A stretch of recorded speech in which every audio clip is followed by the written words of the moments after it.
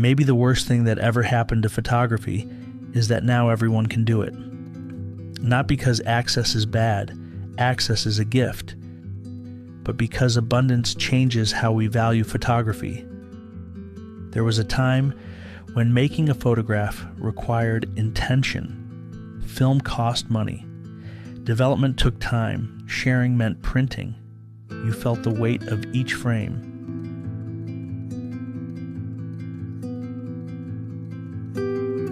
Now there is almost no friction. Camera phones allow us to photograph without thinking. Apps and social media encourage us to publish without pause.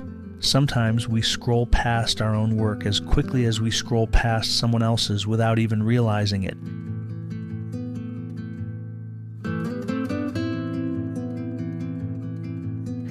Abundance does something subtle. It doesn't destroy quality, but it dilutes attention. It's worth repeating. Abundance dilutes our attention. For example, if you walk into a wine store today, you might see hundreds of bottles of Cabernet Sauvignon neatly lined up in rows, each one only slightly different. According to its label design and product description, each one is certain it deserves a place on your table. But here's the rub. How many different Cabernets will you actually drink in your lifetime? You can't evaluate them all. You can't meaningfully compare them. So you guess, or you default, or you walk out of the store with nothing. Across parts of the world, vineyards are scaling back.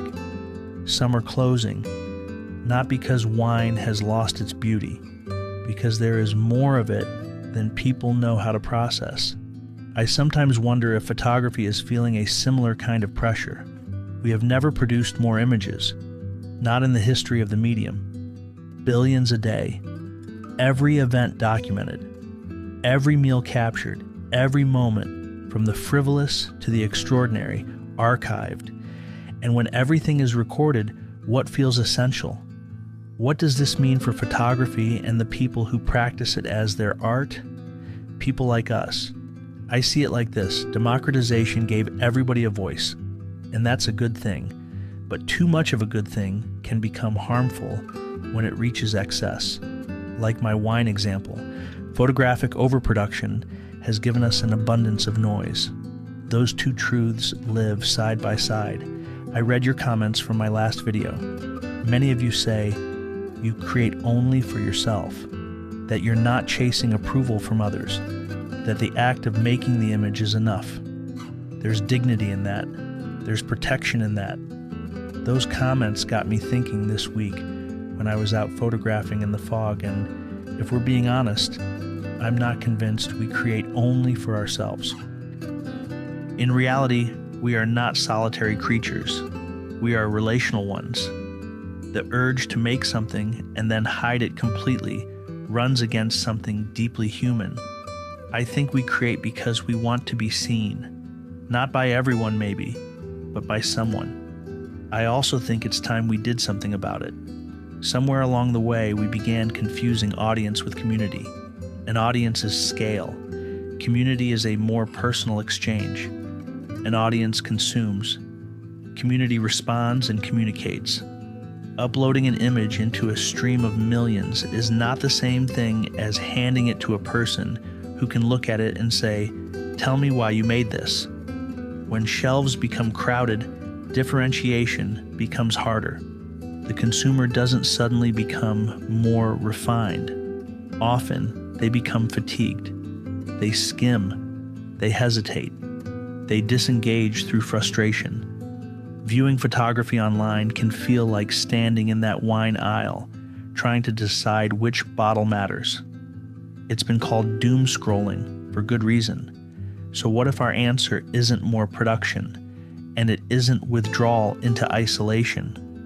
What if our answer is intimacy, or if that's too strong, maybe familiarity?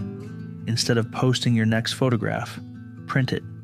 One image, small, inexpensive. There are services that will do it for the cost of a cup of coffee. There are even sites willing to print images for free.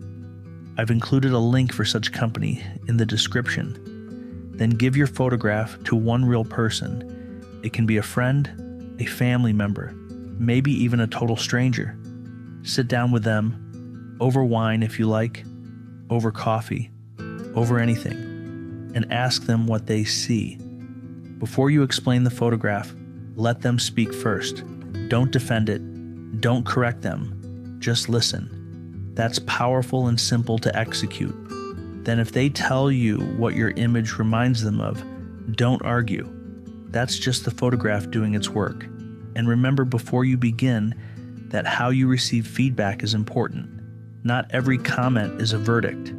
Some are just windows into how another mind thinks and sees. But I will say this, it's okay to have a boundary.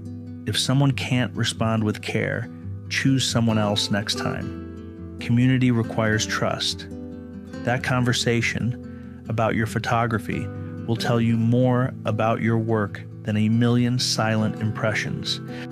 Wine was never meant to live permanently on a shelf. It was meant to be opened and shared. Its value is completed in contemplation and conversation. I think photographs should be the same.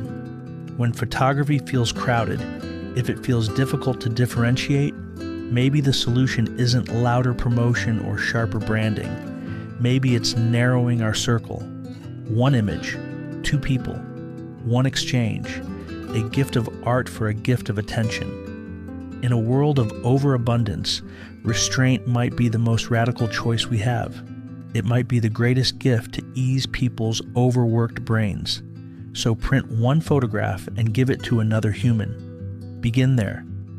Please let me know your thoughts, or if you try my experiment, I'd love to read about your experience in the comments.